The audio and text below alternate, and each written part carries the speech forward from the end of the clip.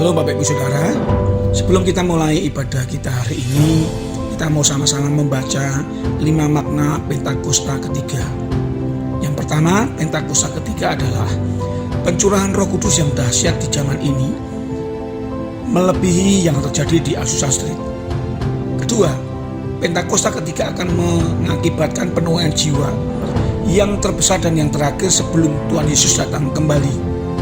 Yang ketiga, Pentakosta ketiga akan membangkitkan generasi Yeremia, yaitu anak-anak muda yang dipenuhi Roh Kudus, cinta mati-matian kepada Tuhan Yesus, tidak kompromi terhadap dosa, dan akan bergerak untuk memenangkan jiwa. Yang keempat, Pentakosta ketiga lahir di Indonesia dan bergerak ke bangsa-bangsa. Gerakan ini dari timur ke barat dan akan kembali ke Yerusalem. Yang kelima, Pentakosta ketiga akan memberikan kuasa untuk menyelesaikan amanat agung, dan setelah itu Tuhan Yesus datang kembali. Yang percaya katakan haleluya. Tuhan memberkati kita semua.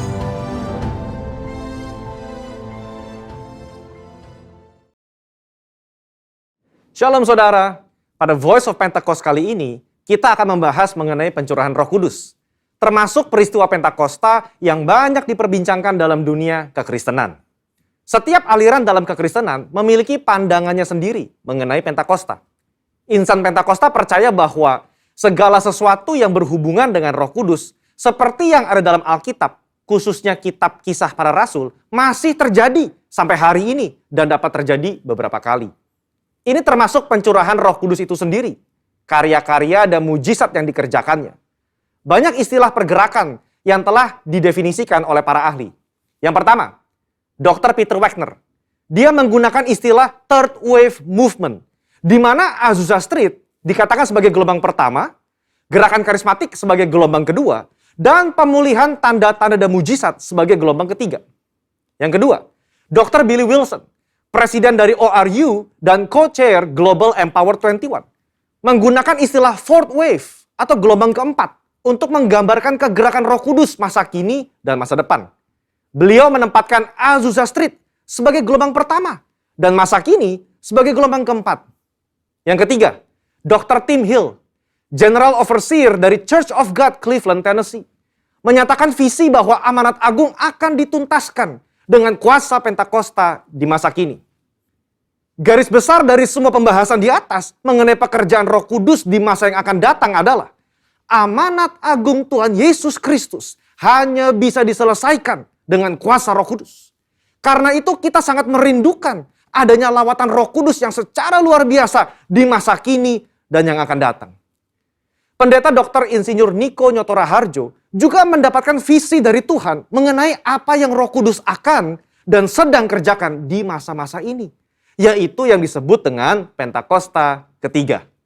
Yang menarik untuk dibahas adalah apa yang membedakan visi ini dengan yang diutarakan oleh para hamba Tuhan Pentakosta karismatik lainnya.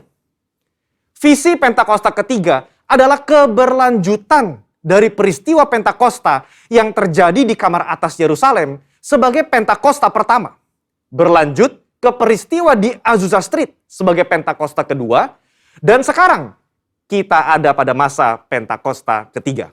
Kita perlu memperhatikan ciri-ciri dari Pentakosta yang pertama sebagai indikator dalam menganalisa berbagai kegerakan Roh Kudus yang terjadi semenjak Yerusalem sampai hari ini. Ciri-ciri yang dikatakan sebagai peristiwa Pentakosta adalah, pertama, bersifat masif, ekspansif, dan multi-etnis. Di dalam Kisah Rasul pasal yang kedua, ayat 8 sampai yang ke-11, orang Yahudi diaspora dan mereka yang tinggal di Yerusalem datang dan menghadiri kejadian Pentakosta itu. Tercatat juga ada orang Kreta dan orang Arab ada di sana. Saat pertobatan dan penuaian terjadi di Yerusalem, 3.000 orang bertobat dan gereja mula-mula pun bangkit. Yang kedua, penekanan terhadap bahasa roh atau glosolalia dan manifestasi kuasa Roh Kudus. Di dalam Kisah Rasul pasal 2 ayat yang keempat, ketika para murid dibaptis Roh Kudus, maka mereka mulai berkata-kata dengan bahasa-bahasa lain seperti yang diberikan Roh Kudus kepada mereka.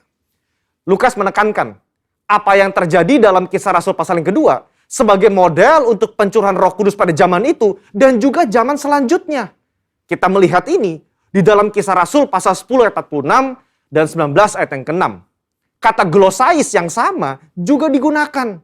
Sepanjang kitab Kisah para Rasul, kita melihat bagaimana Roh Kudus menyertai kesaksian dan pemberitaan firman dengan tanda dan mujizat. Yang ketiga, memiliki korelasi langsung dengan penuntasan amanat agung. Ketika Petrus berkhotbah di depan orang-orang Yahudi dan penganut agama Yahudi itu, dia menutup dengan tantangan keselamatan dan 3.000 orang bertobat. Sejak itu, pemberitaan Injil merebak ke berbagai penjuru dunia.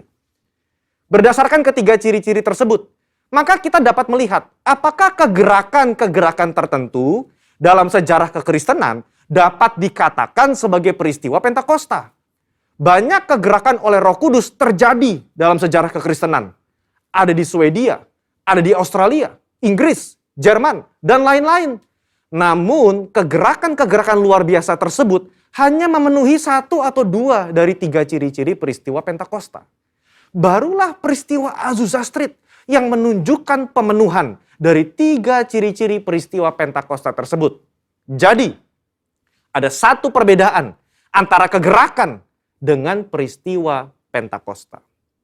Di dalam satu kegerakan, Roh Kudus bergerak untuk satu maksud, tujuan, wilayah, dan bangsa tertentu. Namun dalam peristiwa Pentakosta, maka tujuannya adalah untuk memenuhi ketiga ciri-ciri yang ditunjukkannya melalui peristiwa Pentakosta pertama dan kedua. Bagaimana dengan Pentakosta ketiga? Visi ini disampaikan pertama kali di Empower 21 Kongres Asia 2013 dan kembali ditekankan pada Empower 21 Kongres Asia 2018. Pentakosta ketiga sudah diterima begitu luas oleh bangsa-bangsa. Pada saat itu tercatat ada 44 bangsa yang hadir untuk menerima dari Roh Kudus mengenai adanya Pentakosta kembali, yaitu Pentakosta ketiga. Dan mereka masing-masing membawa api itu kembali ke bangsa mereka sendiri. Pengakuan juga datang dari komunitas Kristen dari berbagai aliran kekristenan terhadap Pentakosta ketiga secara global. Sekarang, kita memahami apa yang menjadi kerinduan dari visi Pentakosta ketiga. Ini adalah kerinduan agar apa yang terjadi di Yerusalem pada awal abad pertama dan Azusa Street pada awal abad ke-20 terjadi lagi dengan lebih dahsyat dan besar sekarang. Gereja tidak lagi terpetak-petakan atas dasar suku atau wilayah. Umat Tuhan mengalami baptisan Roh Kudus dengan tanda awal berbahasa roh dan manifestasi kuasa Roh Kudus menyertai mereka sehingga dengan demikian amanat agung diselesaikan. Ini yang seharusnya menjadi visi dan kerinduan semua orang yang menyatakan dirinya sebagai murid Yesus Kristus. Saudara, untuk penjelasan lebih lengkapnya dari tim teologi kami, silakan buka link yang ada di atas atau scan QR Code yang tersedia. Salam integritas, Tuhan Yesus memberkati.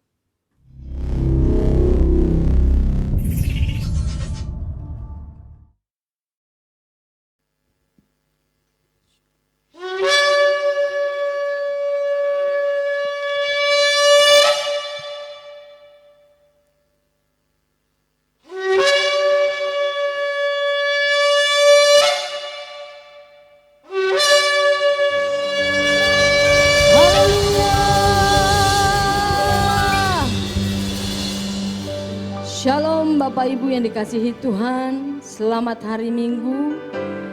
Saat ini kita akan datang menyembah dan memuji Tuhan. Mari siapkan hati Bapak Ibu di rumah. Kita sama-sama dari sini memuji, menyembah Tuhan dengan segenap hati. Datang dengan kerinduan kepada Tuhan. Karena firman Tuhan berkata orang yang haus dan lapar akan Tuhan akan dipuaskan. Amin. Mari kita siapkan hati kita mau berdoa. Bapa yang baik, kami bersyukur, terima kasih buat hari ini. Terima kasih Tuhan karena Engkau sungguh baik bagi kami. Terima kasih buat penyertaan-Mu dalam hidup kami. Kami sungguh bersyukur Tuhan, kami dalam keadaan baik dan sehat. Itu semua karena kasih karunia-Mu Tuhan. Ini kami Bapa, sucikan dan kuduskan kami dengan kuasa darah-Mu. Dan layakkan kami Tuhan untuk memuji menyembah-Mu. Di dalam nama Yesus kami siap untuk menyembah-Mu. Haleluya. Amin. Mari naikkan syukur-Mu di hadapan Tuhan. Oh terima kasih. kasih. Haleluya,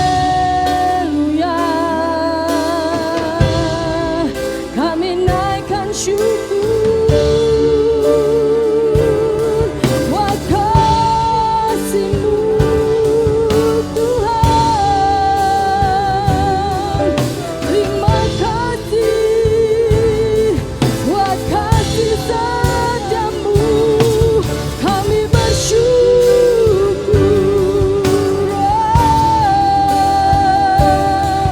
Sebab Tuhan baik.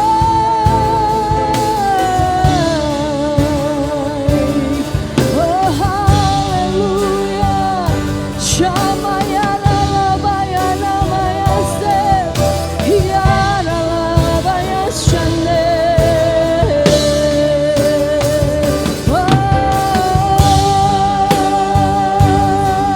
Ya Lalabaya Shanda Namo, Ya Lalabaya Se. Terima kasih Tuhan, oh kami bersyukur Tuhan. Tak habis-habisnya kasih dan rahmat-Mu dalam hidup kami. Oh Ralabaya Shanda, Ralabaralabaya Shanda, Ralabaralabaralabaya Shanda. Oh haleluya.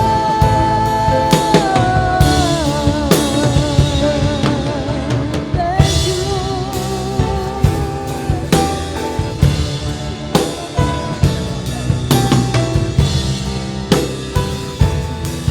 Sebab kasih-Mu Tuhan besar bagi kami,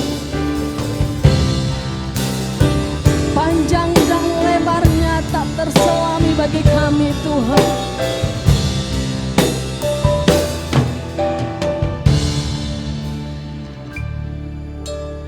Tak terukur kasih-Mu Yesus, Kau telah mati gantikan diriku. Kau curahkan darah-Mu untuk tebus dosaku.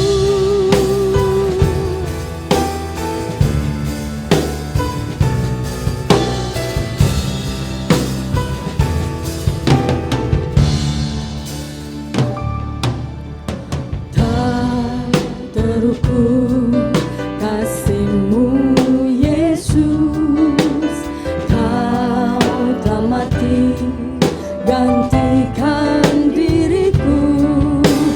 Kau curahkan darah-Mu untuk tebus dosaku. Layaklah Kau Tuhan dipuji dan disembah dengan segenap hatiku. Layaklah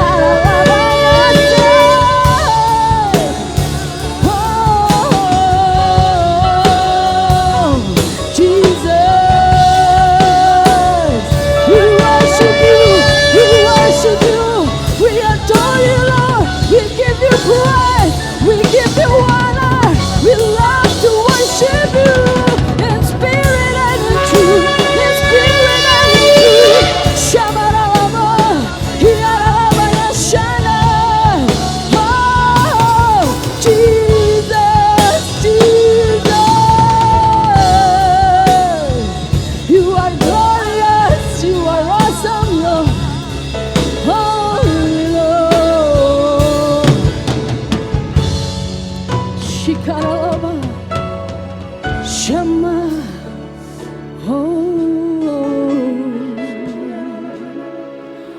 we love you, Lord.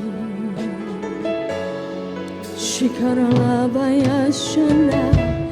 Sebab tidak ada Tuhan yang lain, sebab tidak ada Allah yang lain yang kami sembah, tidak ada Allah yang lain yang kami tinggikan dan kami agungkan selain Engkau Yesus, selain Engkau Yesus, Tuhan dan Raja kami.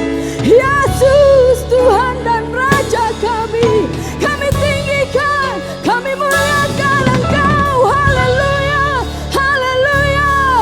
Glory bagimu, glory bagimu. Biarlah mulut kami penuh dengan pujian, biarlah mulut kami penuh dengan pengagungan bagimu Yesus Kristus Tuhan. Haleluya. Bless you Lord, we bless you Lord, we bless you Lord. Oh bless you God, Almighty, Almighty, Almighty God.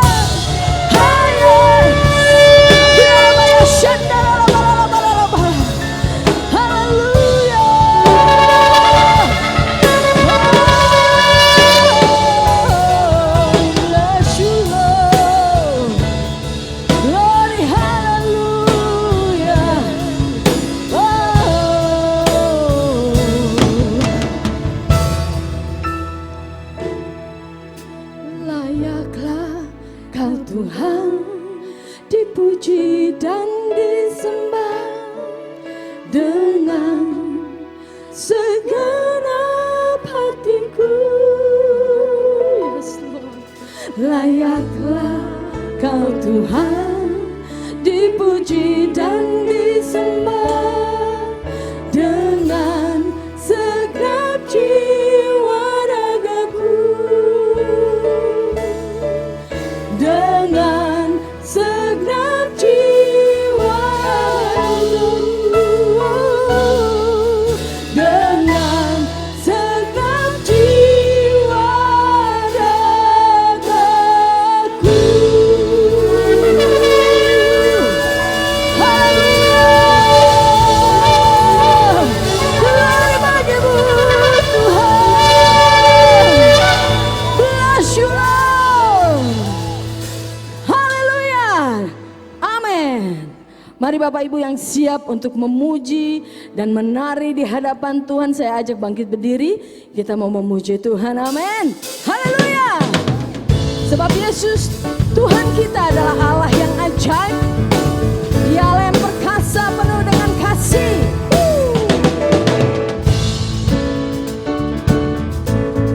Sama-sama menari di hadapan Tuhan. Haleluya. Yesus ajaib, Tuhanku ajaib, kasih-Nya ajaib bagiku. Yesus ajaib, Tuhanku ajaib, rahmat-Nya tetap selamanya, tak berubah, tak berubah kasih-Nya. Setiap hari bertambah indahnya, sampai bumi berlalu dan habislah ragaku. Yesusku ajaib bagiku. Lagi katakan Yesus ajaib. Yesus ajaib, Tuhanku ajaib, kasih-Nya ajaib bagiku. Yesus ajaib, Tuhanku ajaib, rahmat-Nya tetap selamanya, tak berubah, tak berubah kasih-Nya. Setiap hari bertambah indahnya, sampai bumi berlalu dan habislah ragaku. Yesusku ajaib bagiku.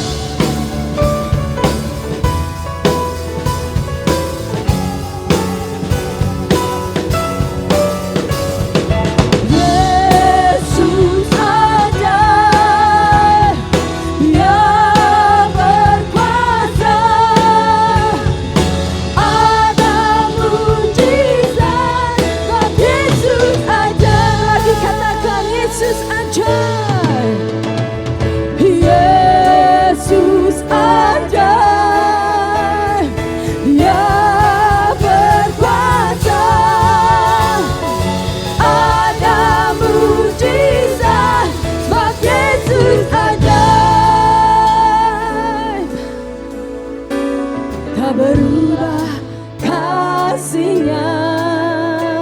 Setiap hari bertambah indahnya, sampai bumi berlalu dan habislah ragaku.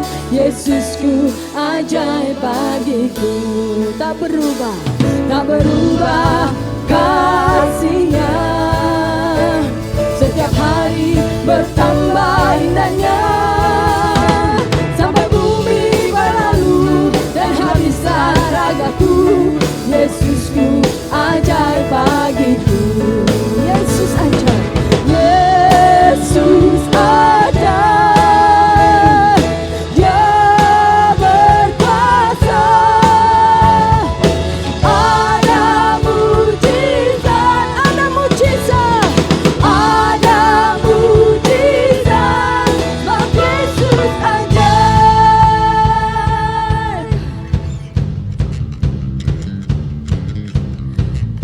Tuhan Raja Maha Besar. Haleluya. Tuhan Raja Maha Besar. Ya. Mari, mari datang menyembah-Nya. Tuhan Raja Maha Besar. Ya. Mari datang menyembah-Nya, yang mencipta dunia ini, yang membentuk gunung-gunung. Kehadiran-Nya datanglah, nyanyi bersyukur padanya.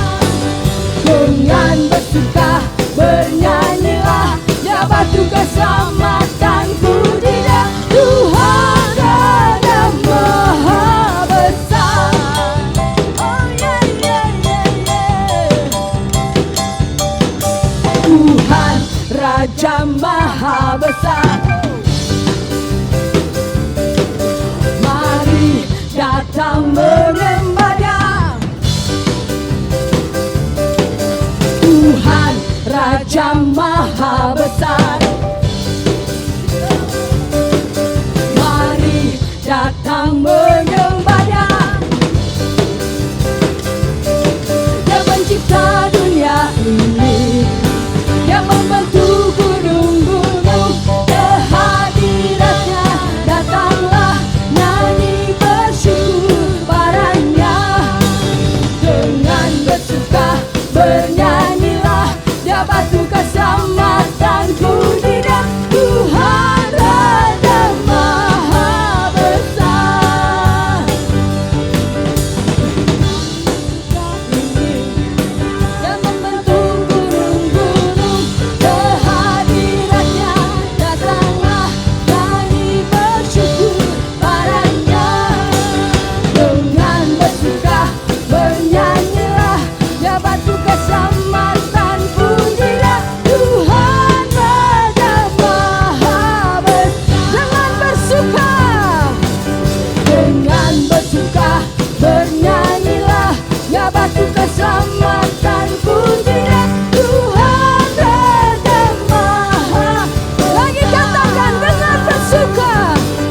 Dengan bersuka bernyanyilah, Dia batu keselamatanku. Dia Tuhan Raja Maha Besar.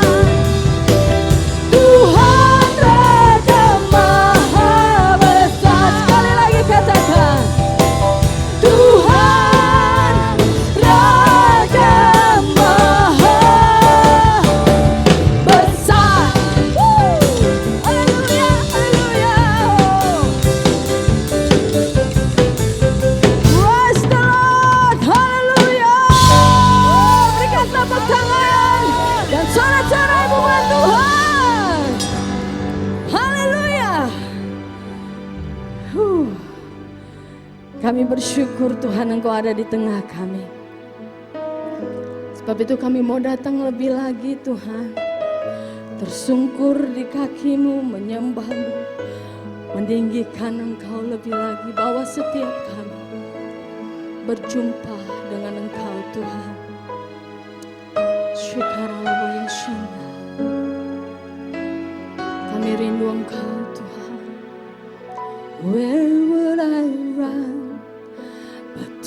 the throne of mercy, where would I kneel but at this cross of grace?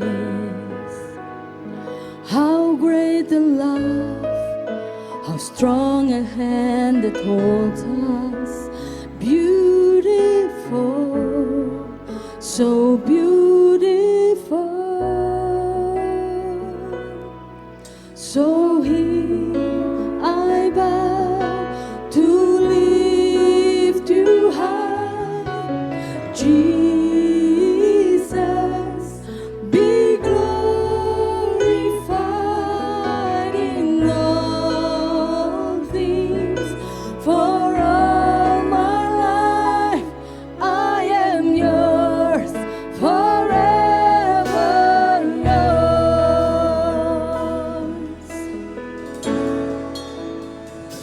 There is a King who bore the scars of healing. There is a Son who came in grace and truth. How great the love that carries us to kindness. Wonderful, you're wonderful. So here I bow to lift you high, Jesus, be glorified in all things. For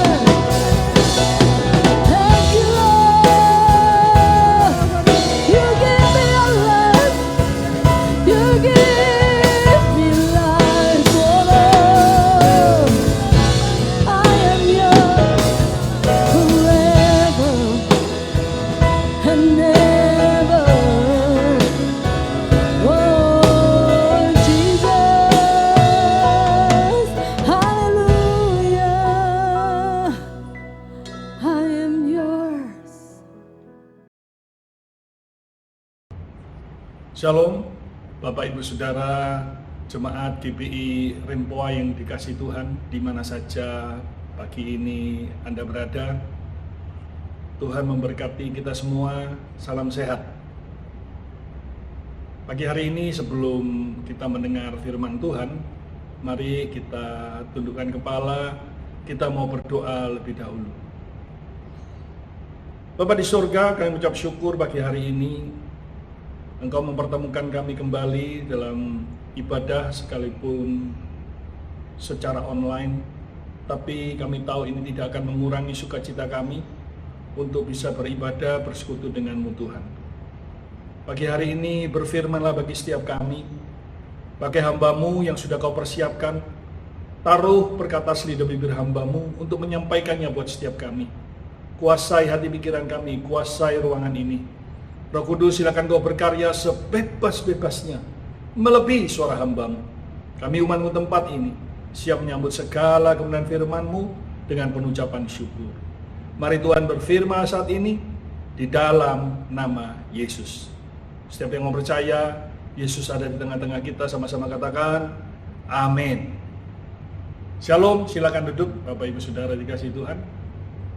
Terima kasih pagi hari ini, khususnya kepada Tuhan Yesus yang sudah memberi kesempatan buat saya untuk berbagi firman, dan juga Bapak Ibu Gembala GBI Rempoa yang sudah memberikan kesempatan buat saya untuk menyampaikan kebenaran firman Tuhan pagi hari ini.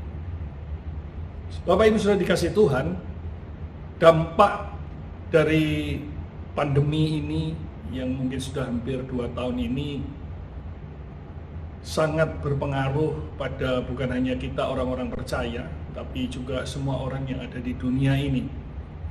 Memang kelihatannya sudah kelihatan mulai membaik. Kemarin saya pulang dari Jakarta, dalam perjalanan berkendara mobil, saya bisa melihat banyak truk-truk yang mengangkut muatan, berarti ini perekonomian sudah mulai membaik.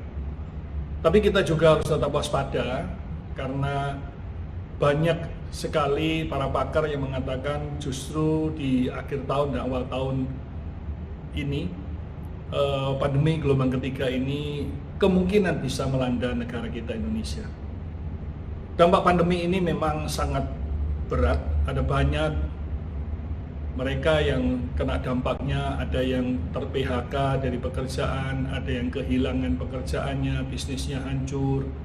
Ya, tidak jarang juga masalah keluarga juga muncul karena masa pandemi, ada banyak orang tinggal di rumah dan itu menyebabkan konflik juga yang terjadi. Tetapi hari ini, pagi ini ada satu kabar baik bagi kita semua. Firman Tuhan di dalam Amsal 23 ayatnya yang ke-18 berkata begini, karena masa depan sungguh ada dan harapanmu tidak akan hilang. Amin saudara. Masa depan sungguh ada, sekalipun yang kita lihat, yang kita rasakan, yang kita alami tidak baik kelihatannya dalam tanda petik, tapi firman Tuhan mengajarkan kepada kita pagi hari ini, yaitu masa depan kita sungguh ada, harapan kita tidak pernah hilang. Pengharapan saudara tidak akan pernah sia-sia, sebab kita punya Yesus yang dahsyat, yang luar biasa. Pagi hari ini kita akan belajar tentang pribadi Yesus yang luar biasa, yang dahsyat, yang ajaib itu, yang menjamin masa depan kita. Untuk itu kita akan melihat bacaan kita pagi hari ini di dalam Yohanes pasal 9 ayat 1 sampai ayatnya yang ke-7. Yohanes pasal 9 ayat 1 sampai ayat yang ke-7, perikopnya orang yang buta sejak lahirnya. Saya akan bacakan buat saudara. Yohanes pasal 9 ayat 1 sampai ayatnya yang ke-7. Demikian firman Tuhan. Waktu Yesus lewat, ia melihat seorang yang buta sejak lahirnya. Murid-muridnya bertanya kepadanya, Rabi, siapakah yang berbuat dosa? Orang ini sendiri atau orang tuanya, sehingga ia dilahirkan buta? Jawab Yesus, bukan dia dan bukan juga orang tuanya, tetapi karena pekerjaan-pekerjaan Allah harus dinyatakan di dalam dia. 4. Kita harus mengerjakan pekerjaan Dia yang mengutus aku selama masih siang. Akan datang malam di mana tidak ada seorang pun yang dapat bekerja. 5. Selama aku di dalam dunia, akulah terang dunia. Setelah ia mengatakan semuanya itu, ia meludah ke tanah dan mengadu ludahnya itu dengan tanah. Lalu mengoleskannya pada mata orang buta tadi. Ayat yang ke-7. Dan berkata kepadanya, pergilah, basuhlah dirimu dalam kolam Siloam. Siloam artinya yang diutus. Maka pergilah orang itu, ia membasuh dirinya, lalu kembali dengan matanya sudah melek. Amin. Berbahagialah orang yang mendengar firman Tuhan, menyimpannya dalam hati, dan melakukannya dengan setia dalam kehidupan sehari-hari. Bapak Ibu Saudara dikasih Tuhan, kenapa saya katakan kita punya Yesus yang luar biasa, yang dahsyat, yang menjamin masa depan kita? Yaitu karena kepeduliannya yang begitu besar. Kepedulian Yesus terhadap kita.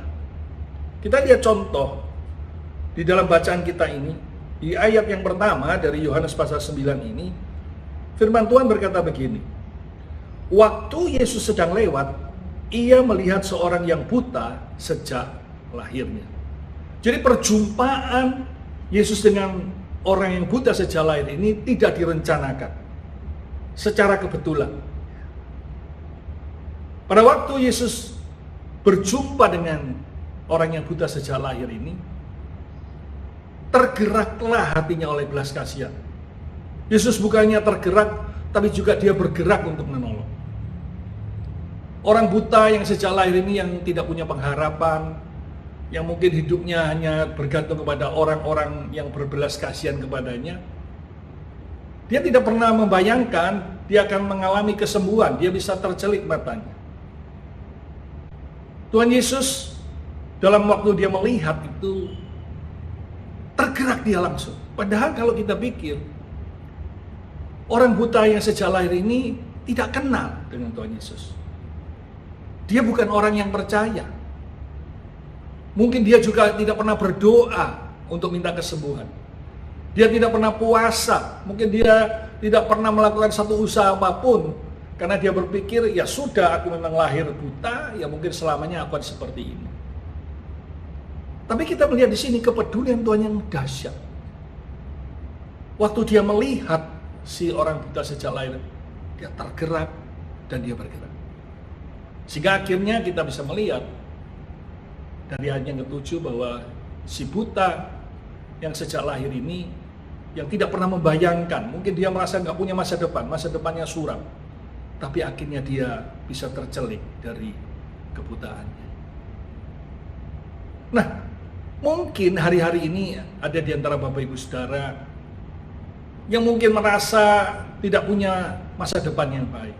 Karena situasi pandemi, mungkin ter-PHK, mungkin juga usaha kita bangkrut, ya. Mungkin ada masalah dengan keluarga dan sebagainya.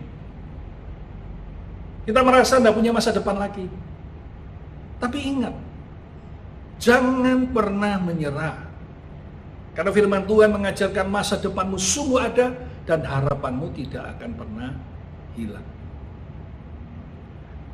Kalau orang yang buta ini ditolong oleh Tuhan, apalagi kita sebagai anak-anaknya. Mungkin saudara sudah berdoa, berpuasa, menangis, bahkan sampai mencucurkan air mata. Tetapi sampai hari ini belum ada tandanya. Jangan menyerah. Percayalah, air mata yang kita tumpahkan dari air mata kita ini, itu ditampung dalam kirbat Allah. Seperti yang dikatakan di dalam Mazmur 56, ayatnya yang ke-9. Mazmur 56, ayatnya yang ke-9. Firman Tuhan berkata begini, sengsaraku engkaulah yang menghitung-hitung, air mataku kau taruh ke dalam kirbatmu. Bukankah semuanya telah kau daftarkan? Saudara, air mata yang tercucur dari mata kita, itu dikatakan firman itu ditampung di dalam kirbat Allah. Kau taruh, kau itu huruf besar berarti berbicara tentang Allah itu sendiri. Ditaruh dalam kirbat Allah. Bahkan semua yang kita doakan, Mungkin semua jeritan hati kita, ketika kita berseru-seru kepada Tuhan, dikatakan semuanya telah kau daftarkan masuk di dalam daftar Allah. Mungkin hari ini kita belum melihat jawabannya. Bukannya melihat, mendengar kira-kira membayangkan saja tidak ada. Tapi kita mau, ayo bersabar. Tunggu waktunya Tuhan. Percayalah Tuhan memang tidak pernah terlalu cepat menolong. Tapi dia juga nggak pernah terlambat, saudara. Pas waktunya dia akan menolong. Pas waktunya dia akan membuat semuanya menjadi indah. Bukankah kita ini semua adalah anak-anak Allah? Kalau orang lain saja ditolong, percayalah kita sebagai anak-anak Allah juga pasti ditolong. Bukankah anak itu punya satu privilege, hak khusus dibanding orang yang lain? Contoh misalnya, kalau Bapak Ibu Saudara punya makanan yang enak atau barang yang bagus, tentu yang diprioritaskan, yang diutamakan adalah anak kita sendiri, bukan? Nah, kalau nanti mungkin masih ada sisanya, kita bisa berbagi mungkin untuk anak-anak sekolah minggu, untuk tetangga dan sebagainya. Tetapi yang paling utama adalah anak kita sendiri. Karena itu saudara jangan pernah putus asa, jangan pernah menyerah. Yakinkan dirimu, kalau si buta itu saja yang tidak pernah berpuasa, tidak pernah berseru-seru, mungkin dia tidak pernah meminta dengan khusus kepada Tuhan, itu saja ditolong karena kepedulian Allah yang begitu dahsyat. Apalagi kita yang sudah menangis, bahkan dikatakan mencucurkan air mata, berpuasa. Yang penting apa? Sabar. Tunggulah waktunya Tuhan. Saya percaya Allah kita yang peduli, Allah yang menjamin masa depan kita, akan membuatnya semuanya menjadi indah pada waktu Tuhan. Saya ingat saudara, di awal-awal pandemi, ya kurang lebih awal Maret masuk ke Indonesia, walaupun sebetulnya sudah dimulai bulan Oktober 2019 ya, Oktober 2019 terjadi di Wuhan, di China di sana. Tapi masuk Indonesianya awal Maret. Saudara, dengan adanya masa pandemi, akhirnya pemerintah memutuskan untuk semua gereja-gereja lockdown, ya, semua gereja-gereja ditutup, tidak boleh ada ibadah. Nah, pada waktu gereja mulai ditutup, tidak ada ibadah, itu sangat berdampak bagi banyak hamba-hamba Tuhan yang full timer. Ya. Jujur, ya, ada banyak hamba Tuhan. Kenapa? Karena dengan adanya pandemi lockdown ini dibatalkan jadwal-jadwalnya. Saya banyak jadwal di luar, diundang untuk khotbah, tetapi dengannya pandemi akhirnya semua dibatalkan karena tidak ada ibadah yang boleh dilaksanakan secara onsite. Gereja tidak buka, jemaat tidak datang. Nah, tentu bagi hamba-hamba Tuhan yang full time seperti kami, ya, mungkin ada yang bekerja, ada banyak. Ketika kami bertemu, curhat, ya, wah ini gimana ini ya.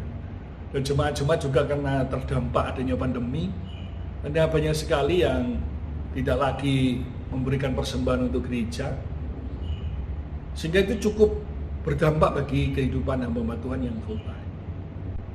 Memang waktu itu sempat bertahan kira-kira 2-3 bulan, masih ada tabungan.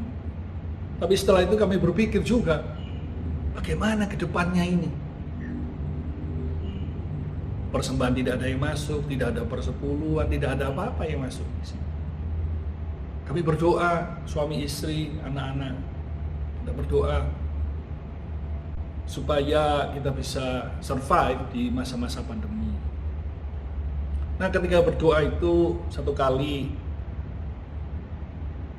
adik-adik istri saya ini kan dari 5 bersaudara, dia satu-satunya wanita dan paling besar. Mamanya sudah meninggal Nah, waktu itu adik-adiknya ngomong sama istri saya, dia panggilkan nama yang besar, dipanggil Cik D. Cik D, aku ini kangen sama masakannya Mama. Nah, saudara, rupanya dari 5 itu memang istri saya yang cewek satu-satunya. Dia pernah belajar dari mamanya tentang masak-memasak itu. Nah, akhirnya dia kata, oke, nanti tak bikinkan ya masakan kesukaan nih kalian semua, kesukaan kita. Terus istri saya mulai membuat masakan-masakan yang menjadi kesukaan daripada adik-adiknya dan dia juga. Nah, setelah selesai diundang makan, ayo datang ke rumah yuk, makan yuk.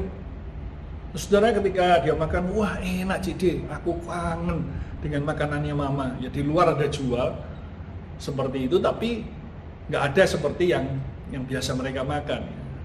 Mungkin resepnya dari mamanya yang sudah meninggal itu. Dia minta yang lain, ayo minta lagi. Tapi rupanya mereka juga sungkan gitu ya. Kita pikir, wah ini dalam masa pandemi Cik D-nya ini sudah full time gitu ya. Wah nggak enak, segini aja Cik D, masak nanti aku sing beli ya. Cik D masak, nanti kita beli ya. Kalau enggak jangan beratkan Cik D. Nah, saudara, ketika mendengar itu sampaikan, anak saya yang paling kecil, Daniel itu, dia berpikir, dia katakan, loh mah, nek gitu kita jual aja gimana? Ya, karena dia bekerja di F&B, ya, dari makanan gitu ya, bisnis makanan. Dia katakan dijual aja mah. Ya, sebetulnya nggak punya ide untuk itu. Atas anak saya punya ide seperti itu, akhirnya mereka ini bekerja keras gitu ya, anak-anak saya juga menantu dan calon menantu gitu. Akhirnya mereka membuat enaknya kayak apa ini, dikasih nama apa gitu ya. Akhirnya karena istri saya itu paling besar, maka dikasih nama Dapur Cik D gitu ya. Nah, mulai karena ini anak-anak modern ya, anak-anak yang mengenal teknologi Instagram ya, dimasukkan di Facebook.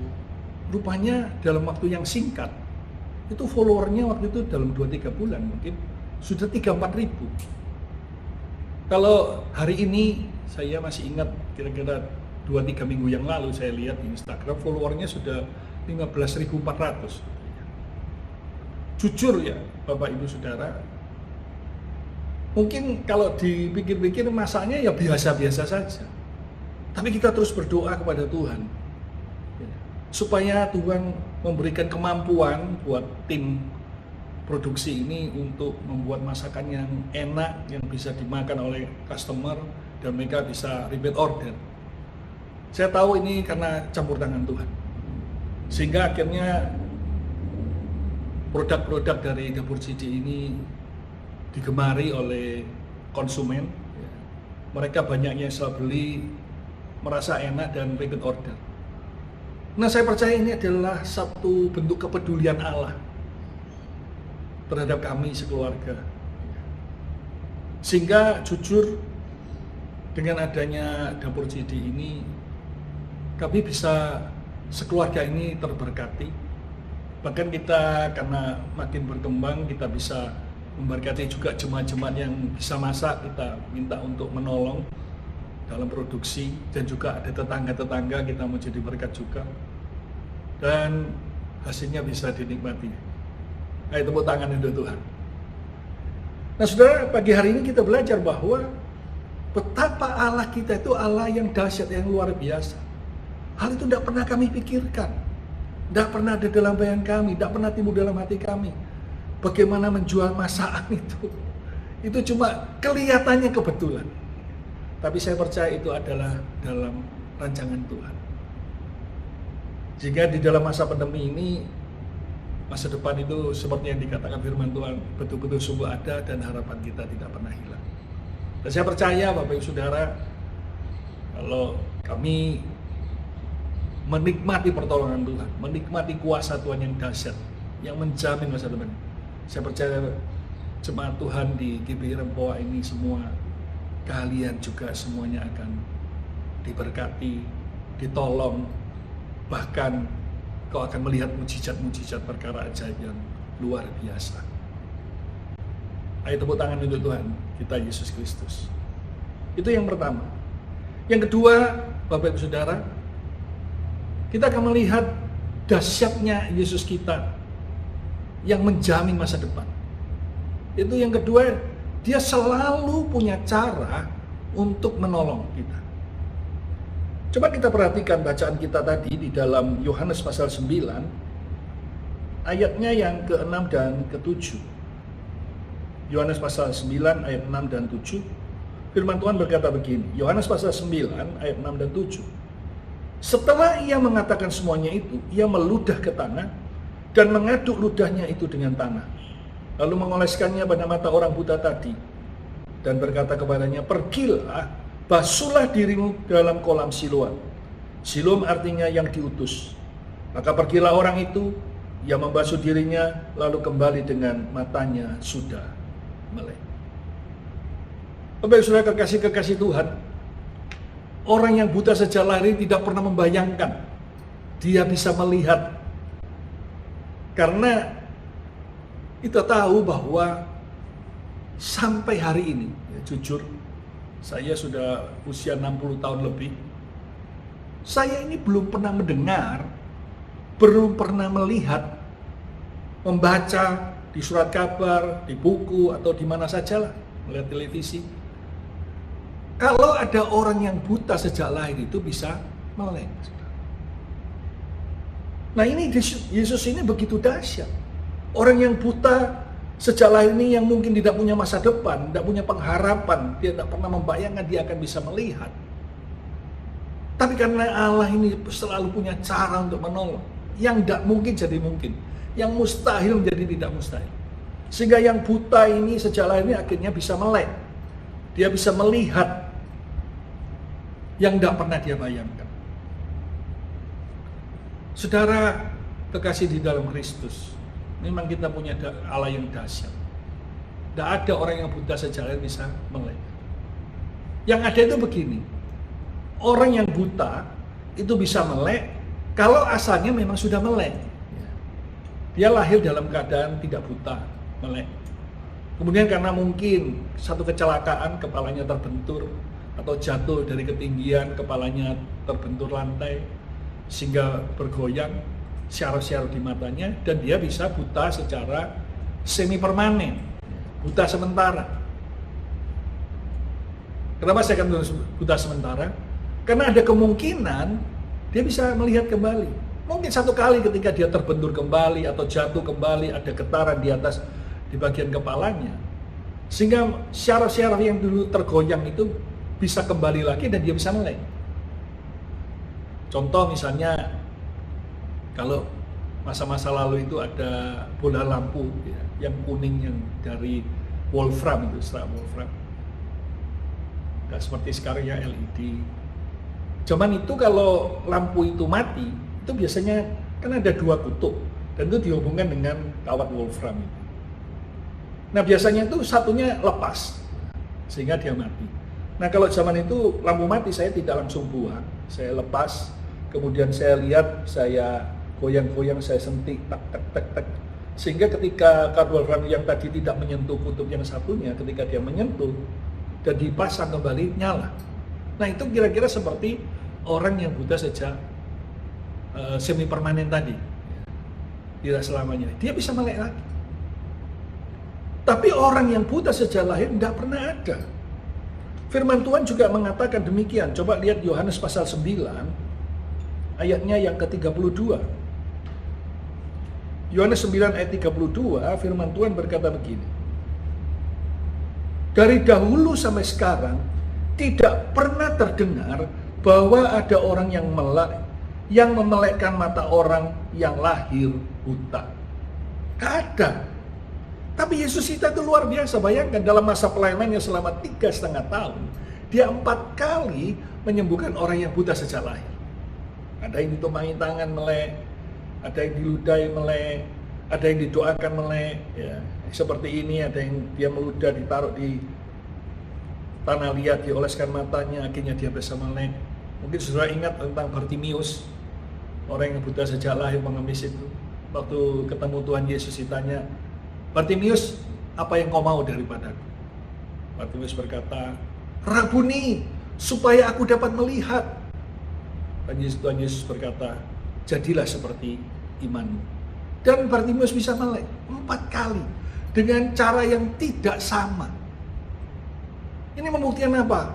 Allah kita Yesus itu luar biasa. Dia sanggup mengadakan dari tidak ada menjadi ada, yang mustahil menjadi tidak mustahil. Dia selalu punya cara untuk menolong setiap kita. Karena itu Bapak Ibu Saudara, apapun yang kau hadapi hari-hari ini, yang sedang kau alami, yang kau rasanya sudah putus asa, percayalah Tuhan Yesus selalu punya cara untuk menolong saudara. Saya teringat saudara ketika awal-awal pandemi, itu menantu saya yang laki-laki itu ada tugas kerja di Bologna, Italia. Sedangkan anak wanita saya itu dapat tugas kerja di Filipina. Nah waktu itu saya ingat kira-kira bulan Maret, di Bologna, Italia itu memang belum, tapi itu mulai terjangkitnya virus corona di sana. Seperti biasa, anak menantu saya dia tinggal di apartemen, kalau bekerja naik bis umum. Nah, ketika dia naik bis umum hari itu, rupanya terjadi rasis. Karena dianggap menurut saya Chinese, ya mukanya Chinese, matanya juga tidak terlalu lebar, ya putih seperti ya orang Chinese pada umumnya lah. Nah, ketika orang-orang Italia itu melihat anak menantu saya, dia mungkin begitu marah karena mereka tahu asal muasal daripada virus corona ini dari Wuhan, China. Sehingga dia diusir, suruh turun. Ayo kamu turun, suruh turun. Wah, menantu saya kan tidak terlalu besar, ya takut juga. Turun juga, akhirnya dia turun. Sampai akhirnya nggak ada kendaraan, dia jalan. Untungnya sudah dekat dengan kantornya. Tapi rupanya itu awal, karena besoknya terdengar mulailah banyak orang yang terserang kena virus corona. Bahkan sejak saat itu banyak orang yang terkena sehingga rumah sakit tidak bisa menampung. Itu melihat di video yang dikirim lewat WA, udah banyak, apalagi yang orang-orang tua mungkin yang kena itu bergelimpangan di tengah jalan. Tidak ada yang ngurus karena nggak ada tempat. Wah, kami yang di Indonesia ini khawatir, takut. Wah, gimana nih?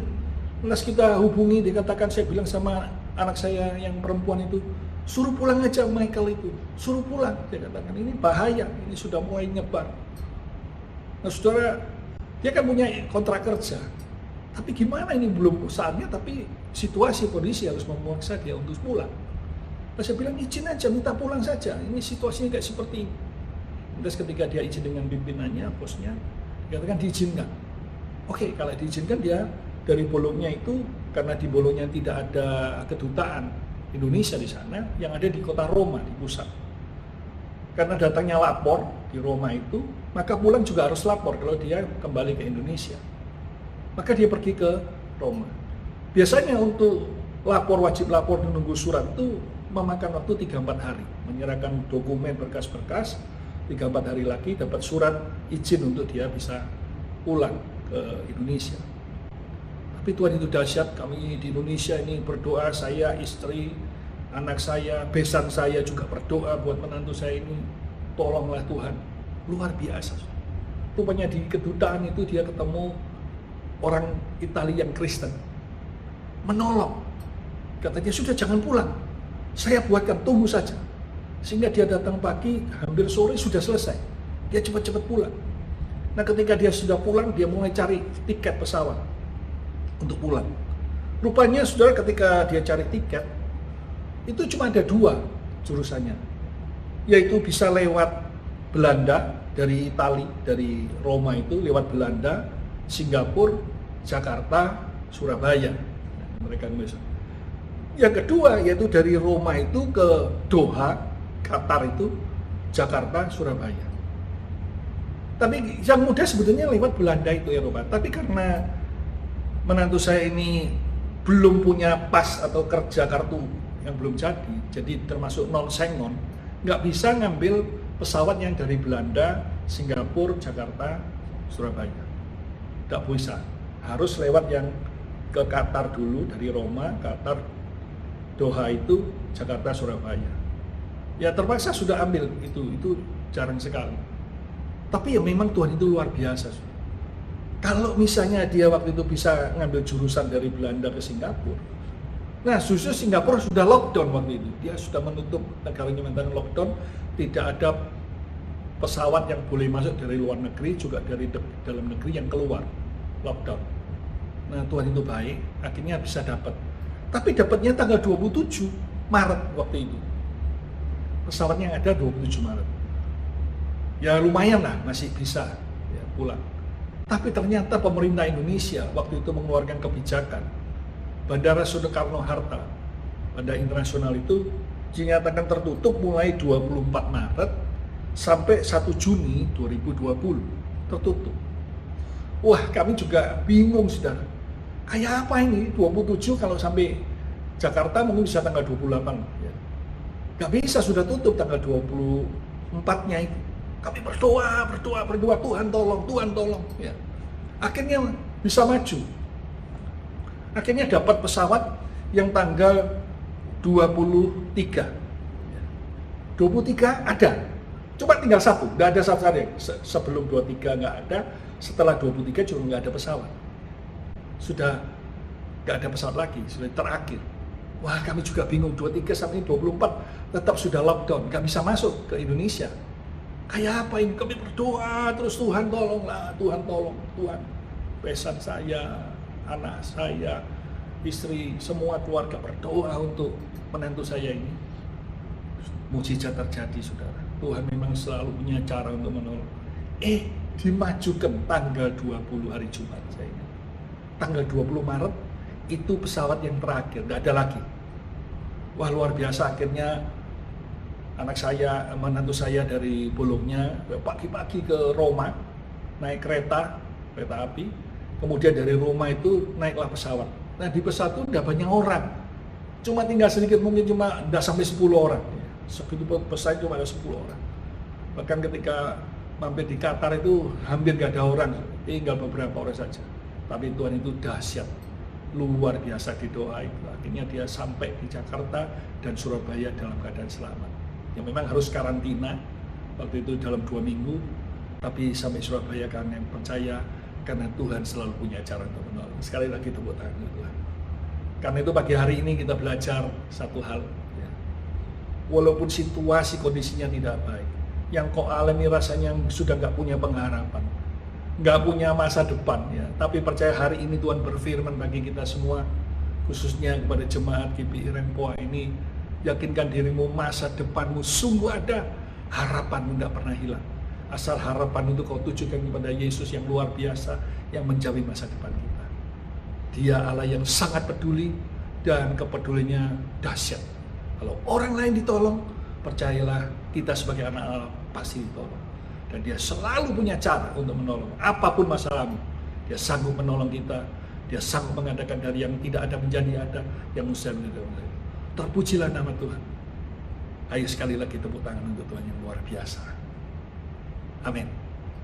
Dan itu biarlah pagi hari ini kita mengucap syukur kepada Tuhan karena kita punya Tuhan yang dahsyat yang menjamin masa depan kita. Haleluya. Amin. Mari kita berdoa. Bapak Ibu sudah dikasih Tuhan, mari kita berdoa. Tuhan Yesus, hari ini kami bersyukur, kami mendengar firman-Mu. Jadikan kami bukan sebagai pendengar-pendengar, tapi jadikan kami pelaku-pelaku firman, sehingga tidak ada kekhawatiran lagi, tidak ada ketakutan lagi di dalam kami menghadapi masa depan. Karena kami percaya akan janji-Mu, percaya akan firman-Mu, bahwa masa depan kami sungguh ada, dan harapan kami yang kami tujukan kepada-Mu tidak akan pernah sia-sia. Karena kami punya Allah yang dahsyat, Allah yang luar biasa, Allah yang ajaib, Allah yang punya kepedulian yang luar biasa atas hidup kami. Dan Kau selalu punya cara untuk menolong kami. Terima kasih Tuhan, terima kasih Yesus. Kami mau pulang dengan ibadah ini, kami mau menyerahkan semuanya, dan kami percaya pertolongan-Mu akan datang dalam hidup ini tepat pada waktunya, indah pada waktunya. Terpujilah nama-Mu sekarang sampai selama-lamanya. Dalam nama Tuhan Yesus, yang percaya dan mau melakukan firman Tuhan, sama-sama katakan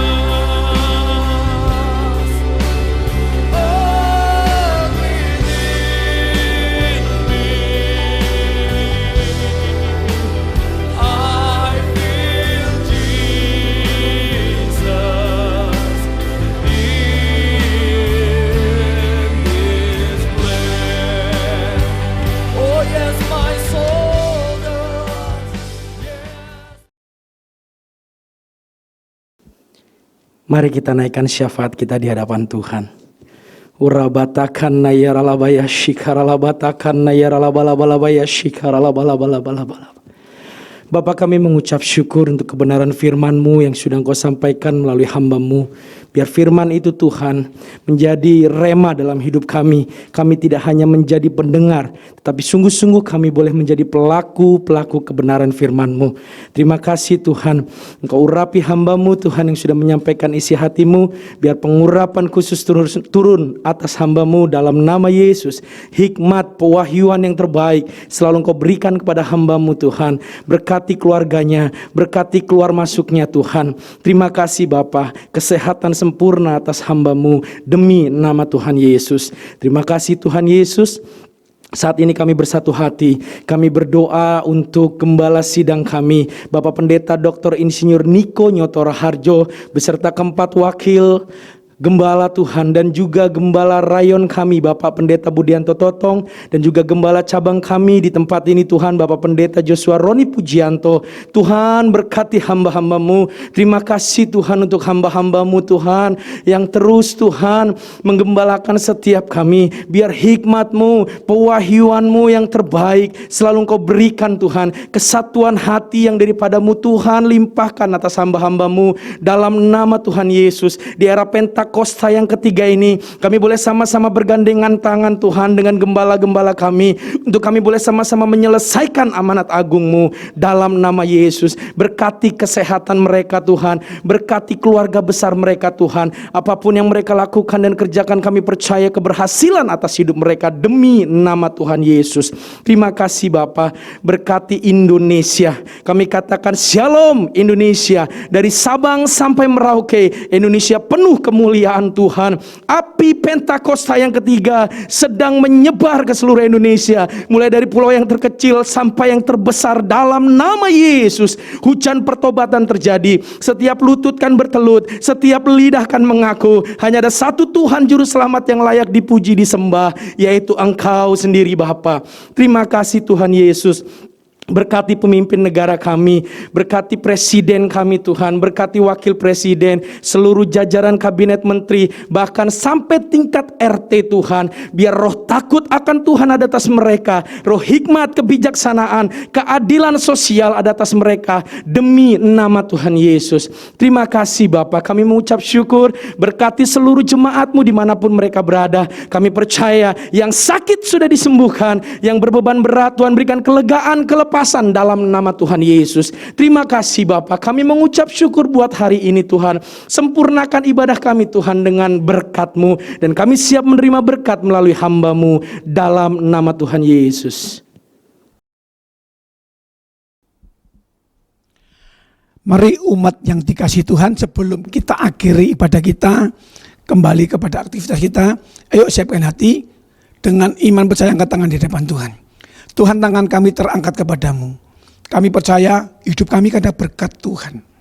Kembalilah dengan segala aktivitasmu, dengan membawa berkat Tuhan. Berkat yang terbaik yang Tuhan janjikan kepada Abraham, Ishak dan Yakub, juga kepada hamba-Mu Daud. Hari ini curahkan Bapa, dengan segala berkat yang berlimpah-limpah dari Bapa di surga. Kasih anugerah, damai, sejahtera dan perlindungan di dalam Kristus Yesus Tuhan kami yang hidup. Penyertaan dan kekuatan yang selalu baru dari Allah Roh Kudus boleh memberkati kami semua, membimbing kami semua, bahkan memberkati kami semua mulai hari ini, bahkan sampai Maranatha, sampai kekal selama-lamanya. Orang percaya yang sudah diberkati, sama-sama kita katakan amin, amin, amin. Saya menyapa selamat hari Minggu buat Bapak Ibu Saudara. Tuhan memberkati saudara dan saya berlimpah. Tuhan baik, sebab Tuhan baik, sebab Tuhan baik, anugerahnya kekal selamanya. Sebab Tuhan baik, sebab Tuhan baik, sebab Tuhan baik, anugerahnya kekal selamanya. Sebab Tuhan baik, anugerahnya selamanya. Satu kali lagi lambaikan tanganmu. Sebab Tuhan baik, Tuhan baik, sebab Tuhan baik, Tuhan baik, sebab Tuhan baik, anugerahnya kekal selamanya. Sebab Tuhan baik, Tuhan baik, sebab Tuhan baik, Tuhan baik, sebab Tuhan baik, anugerahnya kekal selamanya. Sebab Tuhan baik, sebab Tuhan baik, anugerahnya kekal selamanya.